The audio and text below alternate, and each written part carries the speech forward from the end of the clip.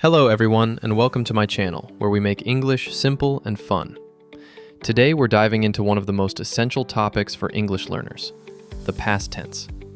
I know many of you struggle with talking about things that already happened yesterday or last week. The past tense can feel confusing with all its rules, exceptions, and irregular verbs floating around. But don't worry, because I'm going to break everything down into easy, manageable pieces for you. By the end of this lesson, you'll feel much more confident describing your day in English. And hey, if you're enjoying this content, please subscribe to my channel and give this video a like. Let's start with the foundation, the verbs was and were, which are past forms of be. When you want to say where you were or how you felt yesterday, you need these. For example, I was at home yesterday, or we were tired after work, are perfect sentences. The rule is simple. Use was with I, he, she, and it as your subjects, always. Meanwhile, were goes with you, we, and they.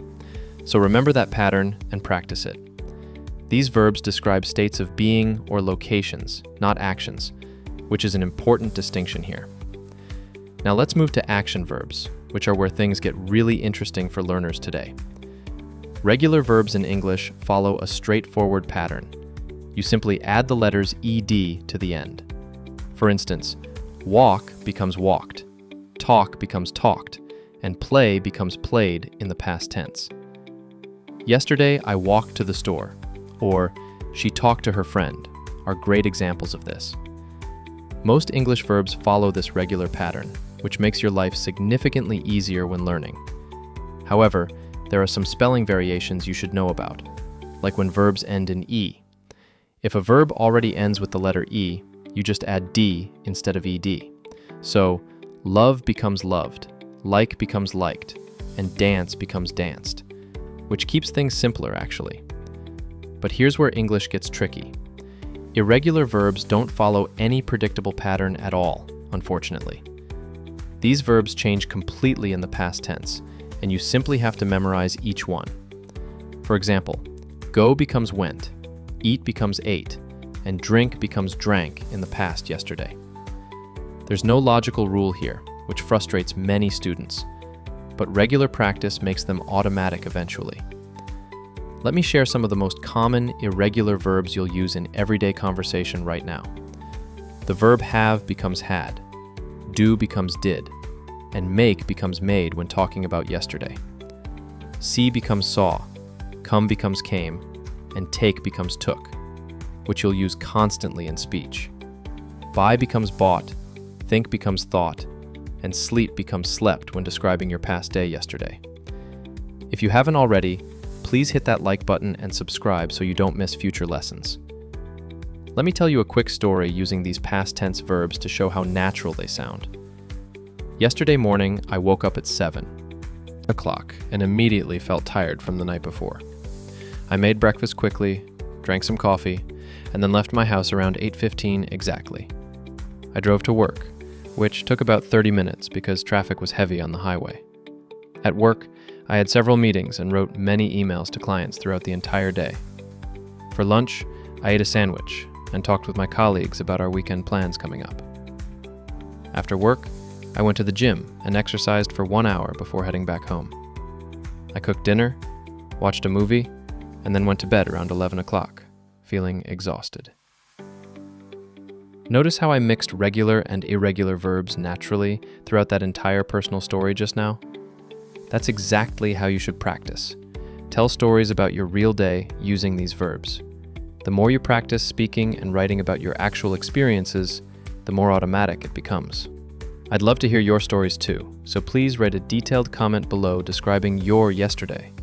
Share what you did, where you went, and how you felt using these past tense forms. Here's a helpful tip. Create sentences comparing present and past tense side by side for practice. Today I walked to school, but yesterday I walked to school shows the contrast perfectly clearly. Today I am happy, but yesterday I was sad, demonstrates the be verb change very nicely. Today I eat pizza, but yesterday I ate pasta, shows the irregular verb pattern quite well. This comparison method helps your brain recognize the patterns and differences between tenses much more effectively.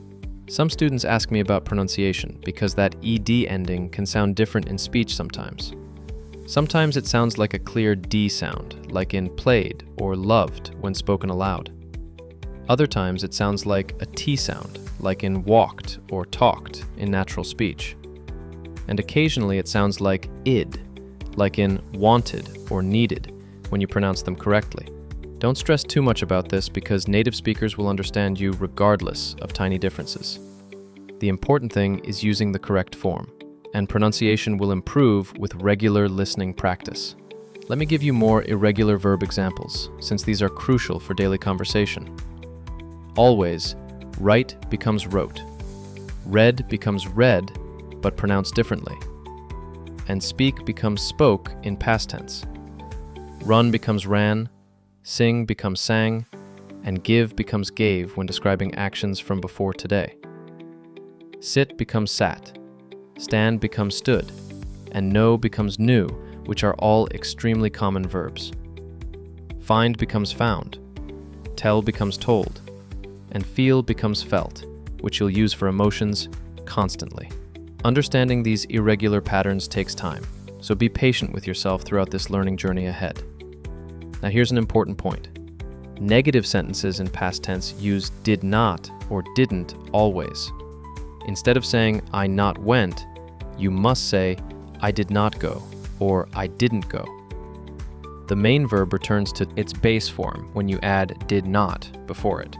So he didn't eat breakfast or we didn't see that movie are the correct forms always.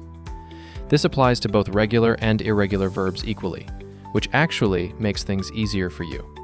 Remember that did already shows past tense, so the main verb doesn't need the past form. Questions in past tense also use did at the beginning, followed by the subject and base verb. Did you go to the party last night is correct, not went you to the party. Did she finish her homework? Or did they buy a new car? Follow this same pattern again. The main verb stays in its base form because did carries the past meaning. This structure takes practice, so try making 10 questions right now about yesterday's activities in your notebook.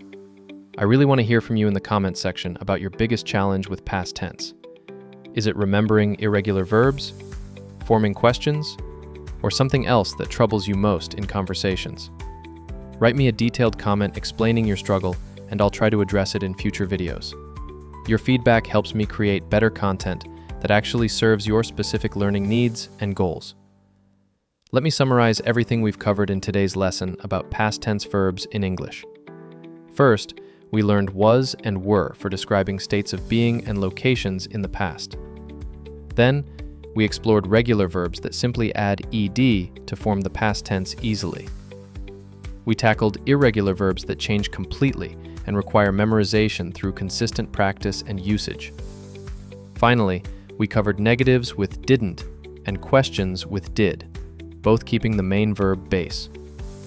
The key to mastering past tense is daily practice, talking about your real experiences and activities. Try keeping a simple journal in English where you write 3 sentences about your day. This habit will make past tense feel natural and automatic in your spoken conversations eventually. Remember that mistakes are completely normal and actually help your brain learn these patterns more deeply. Before you go, please subscribe to my channel if you found this lesson helpful today. Hit that like button to help others discover this content and learn English more effectively too. Now, here's my question for you. What did you do yesterday that made you happy? Write your answer in the comments using at least 3 past tense verbs from today's lesson. I'm excited to read your stories and see how you're applying what you've learned here today.